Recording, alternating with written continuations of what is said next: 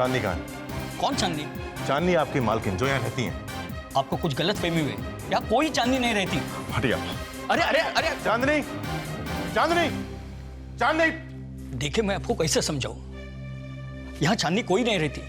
हमारे मैडम का नाम चांदनी नहीं देविका जी है। आपकी मैडम का?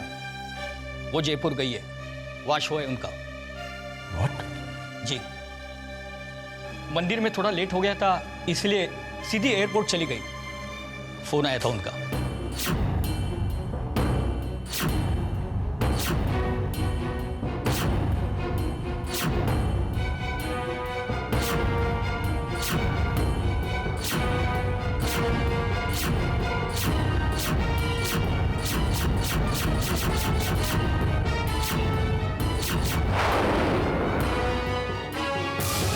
ये क्या कह रहे हो तुम नाहर? चांदनी मरकर लौटकर वापस कैसे आ सकती है? देखो नाहर, ठीक है मैं मान लेता हूं कि वो चांदनी थी। अगर वो चांदनी थी तो उसने तुम्हें पहचाना क्यों नहीं? ये तुम्हारी गलतफहमी है। गलतफहमी? जिस इंसान के साथ मैंने इतना वक्त गुजारा उसे पहचानने में गलतफहमी? नील, ये वो चेहरा जिसके पीछे मैं पागल था, इसे लेकर गलतफहमी? चांदनी वो चेहरा है जिससे मैं आज नफरत करता हूं, उसे पहचानने में गलतफहमी? नील, वो चांदनी, मैं उस चेहरे को पहचानने में कभी कोई गलती नहीं कर सकता। नाहर, पता है तुम्हारी प्रॉब्लम क्या है? तुम्हारा दिमाग थक चुका है, इतना थक चुका है कि तुम अजीब अजीब कल्पनाएं करने लगे हो। देखो तुम्हें आराम की जरूरत है, तुम किसी हिल स्टेशन चले जाओ, वहां पे सब कुछ ठीक हो जाएगा। नील, मैं पूरे होशो हवास में, आई एम टोटल कंट्रोल, पागल नहीं हुआ मैं। नील, नील तू मेरी बात का भरोसा क्यों नहीं करता? नाहर, अगर ये अकेली बात होती तो मैं शायद मान भी लेता, मगर पिछले दिनों में तुम्हारा बिहेवियर कुछ अजीब रहा है ना। अपने आप को इतनी तकलीफ मत दो तुम। मेरा कहना मान लो, आराम करो, छुट्टी लेकर कहीं चले जाओ, सब कुछ ठीक हो जाएगा, ट्रस्ट मी।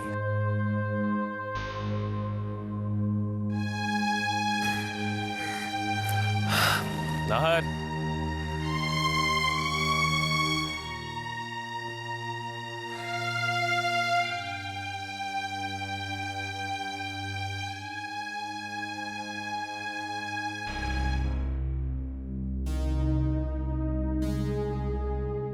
खाना बन गया बहू रानी?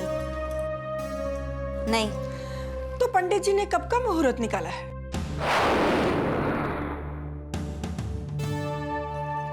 पंडित जी तो आए थे, मुहूर्त नहीं निकाला, लेकिन कह कर गए हैं कि अपनी सास से बोलना खाना बना दे। बकवास बंद कर और जल्दी से खाना बना, पहले ही बहुत लेट हो चुका है।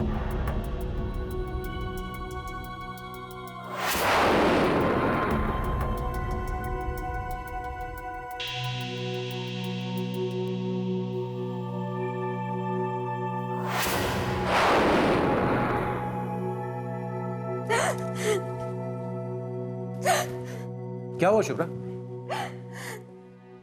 कुछ नहीं, रहने दीजिए, मुझे तो आदत सी हो गई इन बातों की। आपसे ये सब कहकर आपका मूड खराब नहीं करना शुभ्रा, चाहती। मैंने तुमसे पूछा कि क्या हुआ? अब आप इतना जोर दे रहे हैं तो बता ही देती हूँ। मैं सुबह से काम में लगी थी, कुछ खाया नहीं था, भूखे पेट चक्कर आने लगे तो मैंने सोचा कुछ खा लेती हूँ। कुछ खाने के लिए गई तो मम्मी जी वहां आ गई, मेरे हाथ से खाने की प्लेट छीन ली और मम्मी जी ने कहा कि पहले सारा काम निपटा लो फिर खाना मिलेगा। अरे मैंने ऐसा कब कहा? मैंने तो बेटा सिर्फ इतना कहा कि... आप क्या कहती हैं और क्या नहीं कहती ये मैं अच्छी तरह से जानता हूं। अरे ऐसा बर्ताव तो जानवरों के साथ भी कोई नहीं करता। कब तक दुश्मनी निकालेंगे आप इससे? मेरी बात तो सुन बेटा। जिंदगी भर सुनी है आपकी बात और अब पछता रहा हूं कि आखिर मैंने क्यों सुनी। शुभ्रा जी तुम तैयार हो? हम लोग बाहर चलकर खाना खाएंगे। चलो शुभ्रा।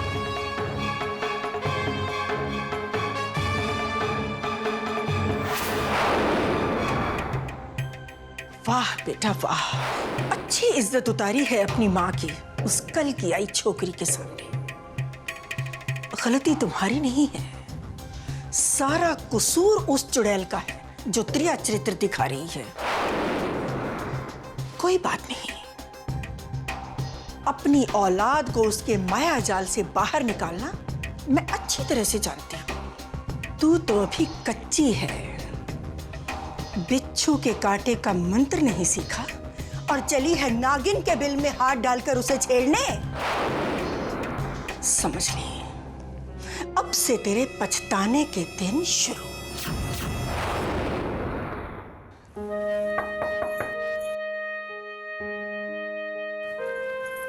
सलोनी, तुमसे कुछ कहना चाहता हूँ। आई एम सॉरी मैंने तुमसे पूछा नहीं, पर तुम्हारे लिए कुछ लाया हूँ।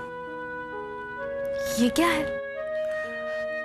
सलोनी, मुझे लगता है कि तुम्हें और नाहर को इस रोजमर्रा जिंदगी से थोड़े बदलाव की जरूरत है सलोनी। इसलिए मैंने कुछ प्लान किया। तुम दोनों बाहर जा रहे हो 7 दिन की छुट्टी लेकर माउंट आबू।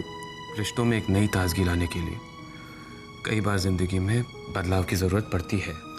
मुझे लगता है कि अगर तुम और नाहर एक साथ वक्त गुजारोगे एक अच्छे माहौल में, यहाँ के टेंशन से दूर, तो तुम दोनों के बीच की जो नाराजगी है वो शायद कम हो सकती है सलोनी। क्या तुम्हें लगता है कि ये करने से कुछ फर्क पड़ेगा? क्यों नहीं सलोनी, मुझे लगता है कि अगर तुम दोनों में गलतफहमियां हैं तो वो आपस में बात करने से जरूर दूर हो सकती है। देखो सलोनी, वहां तुम एक साथ रहोगे, काम का कोई बहाना नहीं मिलेगा। ट्राई करने में क्या हर्ज है? ठीक है, लेकिन जाने से पहले मुझे घर के सभी बड़ों से इजाजत लेनी होगी। सलोनी, वक्त ने काफी कुछ सिखा दिया है मुझे। थोड़ी बहुत समझ अब मुझ में भी आ गई है। मैं तुम्हारे घर वालों से पहले ही पूछ चुका हूँ। इनफैक्ट वो सब बहुत खुश भी है। और नाहर, उनसे बात की तुमने? नहीं, पर मुझे नहीं लगता कि नाहर ना कहेगा। आखिर मुफ्त की छुट्टियों के लिए किसे इनकार हो सकता है? वैसे आ कब रहा है नाहर? आते ही होंगे, वैसे आने का वक्त तो हो गया है उनका। तो चलो लिविंग रूम में चलते हैं और सरप्राइज देते नाहर को। आई एम श्योर इसे सरप्राइज पसंद आएगा। चलो।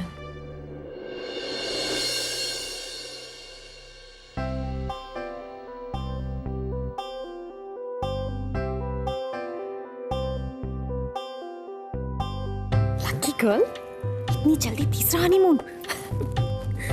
बड़ी अच्छी किस्मत लिखवा के लाई हो अपनी भगवान से। हाँ, अरे अदिति, ये तो आ गई है, लेकिन हमारे लकी साले साहब का है। आफ्टर ऑल होटल में डबल रूम बुक करवाए, अकेले थोड़ी जाएंगे।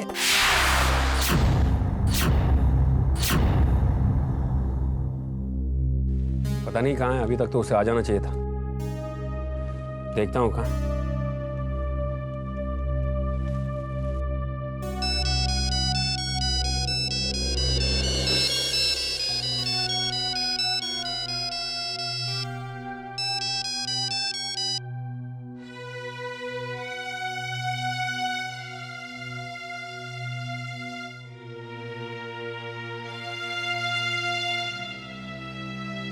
क्या बात है, आप सब लोग मुस्कुरा कर हैं? अरे भाई, मुझसे नहीं, नील से पूछो। नील, तुम कहाँ थे दिन भर से? तुम्हारा फोन भी नहीं लग रहा था। एक्चुअली तुमने तब फोन किया होगा जब मैं ट्रैवल एजेंट के पास था। वहां पे नेटवर्क का प्रॉब्लम है। Travel agent? देखो, तुम अगर कहीं बाहर जा रहे हो तो तुम्हें प्लान कैंसिल करना पड़ेगा। जा मैं नहीं रहा हूं, जा तुम रहे हो सलोनी के साथ छुट्टियां मनाने माउंट आबू।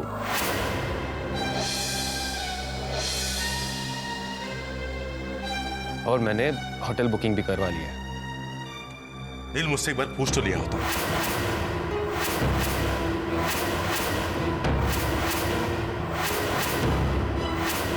ऑफिस में कितना काम पड़ा, मैं काम छोड़ के कहीं नहीं जाऊंगा।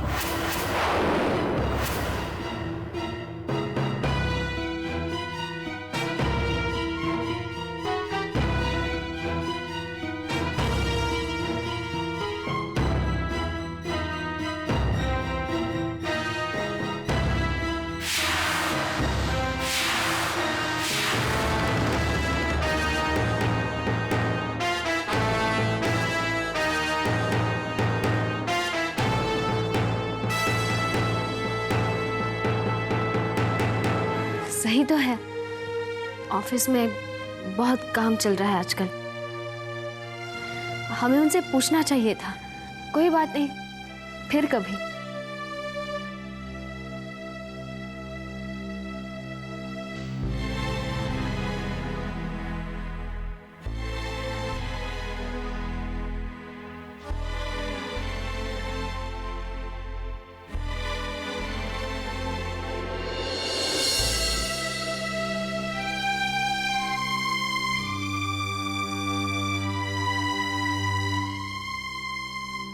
नाहर, जी भाई साहब।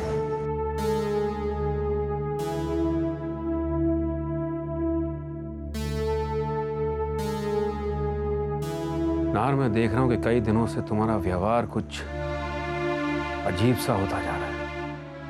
हमेशा खोए खोए से रहते हो, बात बात पर बिगड़ते रहते हो। क्या बात है नाहर?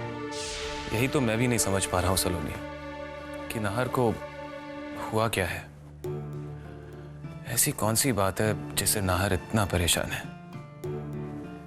सलोनी, मैंने बार बार उसे पूछने की कोशिश भी की, पर खामोशी के अलावा मुझे कुछ नहीं मिला। मेरी तो कुछ समझ में नहीं आ रहा है। वो कुछ कहे तो मुझे पता चले ना कि प्रॉब्लम क्या है। ऐसा मैं खुद इतना कंफ्यूज हूं कि आपसे क्या कहूं। मेरे सामने कई ऐसे सवाल खड़े हैं जिनके जवाब इस वक्त मेरे पास नहीं है, तो मैं आपसे क्या कह सकता हूं। मैं जानता हूं कि आप सब लोग मुझे लेकर बहुत परेशान हैं, लेकिन मैं क्या करूं भाई साहब। मैं क्या कह सकता हूं आपसे। इन सवालों के जवाब मुझे खुद ही ढूंढने पड़ेंगे। और भाई साहब, मैं कुछ नहीं कह सकता। क्यों नहीं नाहर, क्यों नहीं? आज से पहले तो हमारे बीच किसी भी बात का पर्दा नहीं रहा, तो फिर आज क्यों? नाहर, तुम मेरी औलाद की तरह हो, और अगर औलाद अपने पिता सम्मान बड़े भाई के साथ अपने परेशानियां नहीं बांटेगा तो किसके साथ बांटेगा? बताओ मुझे नाहर, मैं जानना चाहता हूं क्या बात है जिसने तुम्हारे चैन को छीन लिया है। बताओ नाहर। ऐसा बात यह है कि नहीं भाई साहब, जाने दीजिए। मैं आपको परेशान नहीं करना चाहता। धीरे धीरे सब कुछ ठीक हो जाएगा। लेकिन पहले पता तो चले कि गलत क्या है जो ठीक हो जाएगा। अगर कोई गलतफहमी है भी तो उसे वक्त के सहारे तो नहीं छोड़ा जा सकता ना। कभी तो कोई हिंट दिया होगा नाहर ने तुम्हें। नहीं, नाहर ने मुझसे कुछ नहीं कहा सलोनी, कोई हिंट नहीं दी। मैंने सोचा कि तुम दोनों साथ रहोगे तो बात उठेगी और अपने आप खत्म भी हो जाएगी। इसलिए मैंने माउंट आबू के टूर का प्लान बनाया था। और मुझे समझ में नहीं आ रहा है कि नाहर ने आने से इनकार क्यों कर दिया। ऐसी कौन सी बात है जो इसे इतना सता रही है। भाई साहब, मैं जानता हूं कि मेरी वजह से आप लोगों को बहुत तकलीफ पहुंची। इसके लिए मैं आप लोगों से माफी मांगता हूं। कोशिश करूंगा कि आगे से मेरी वजह से आप लोग परेशान ना हो। तुम्हें क्या लगता है नाहर कि तुम अपना दर्द अपने अंदर छुपाकर घुटते रहोगे और हम अंधे होकर चुपचाप बैठे रहेंगे? तुम भूल रहे हो नाहर, इस घर में वो भावो बस्ती है जिसने अपनी पूरी जिंदगी तुम्हारे चेहरे को देखकर बिताई है। तारा और मैं इस घर में रहते हैं जिन्होंने तुम में अपनी औलाद देखी है। तुम्हारे खामोश रहने से क्या तुम्हारा दर्द हम तक पहुंचना बंद हो जाएगा ना? नहीं, जब तक मुझे इस दर्द की वजह नहीं पता चल जाए और इसका समाधान नहीं हो जाए, मैं क्या, इस घर के सब लोग चैन से नहीं जी पाएंगे। भाई साहब, मुझे थोड़ा सा वक्त दीजिए। मैं आपसे वादा करता हूं कि अगर मैं इस मुश्किल से बाहर नहीं आ पाया तो मैं आपके पास मदद मांगने जरूर आऊंगा। नाहर, तुम्हें इतना जिद करते हुए पहले कभी नहीं देखा। पता नहीं ऐसा क्या हो गया है कि आज मेरे भी शब्दों की कोई कीमत नहीं रही तुम्हारे लिए।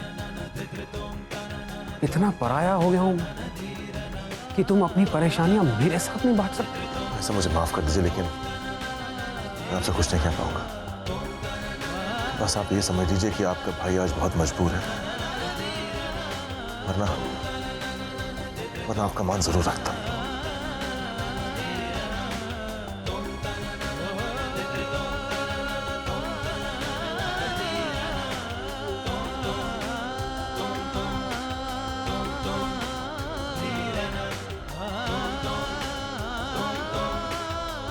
राहत,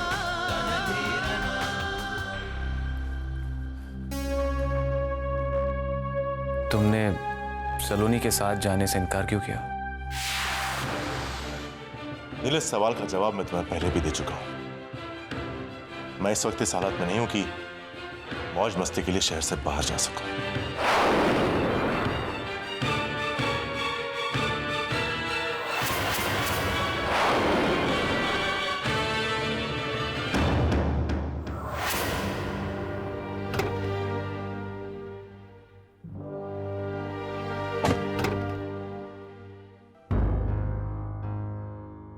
सुनिए, रात काफ़ी हो गई है, आप घर जाइए, गाड़ी हम खुद पार्क कर लेंगे।